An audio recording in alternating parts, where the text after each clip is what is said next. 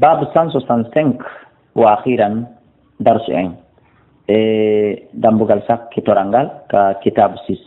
باب البكاء في هولغول والخوف في هولغول عند المرور ثم انت كفجر بكوري الظالمين غبروجي بيدو تونيوبه ومصارعهم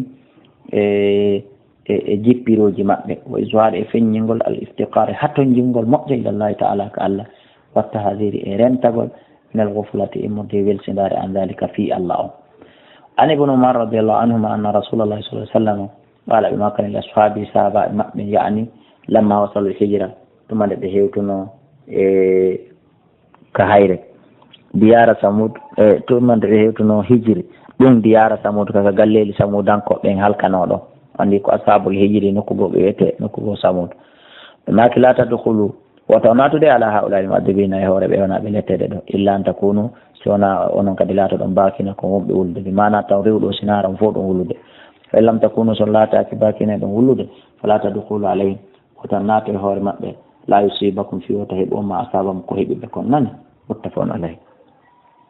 وفي رواية ناري في الله قال بماك لما مر رسول الله صلى الله عليه وسلم نلاد الله فئرنا بالحجر هيرين قال بماك لا تدخلوا وتنات مساكن الذين يقعدون بيد ظلموا توني بأنفسهم هورموا أن يصيبكم في وتهبوا ما أصابكم كهبه إلا أن تكونوا صنع لا تلم باكي ناري ولود ثم قنع رسول الله صلى الله عليه وسلم نلاد الله مأني رأسه هورم أبنين وصر السيدة بهتني يعددون هنيا حتى أجاز الوادي هذا لن يوتد أين من والله أعلى وعالم هذا كدوني كو كتاب سيسي أنغسي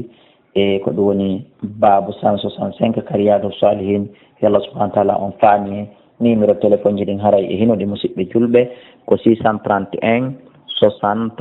53 09 657 كسل كم même numéro 628 ka orange même numéro et même numéro kadi ka sotelgi wonande faalaɗo laɓɓintinanede ma faalaɗo landitade ma faalaɗo weltade والله أعلى وأعلم.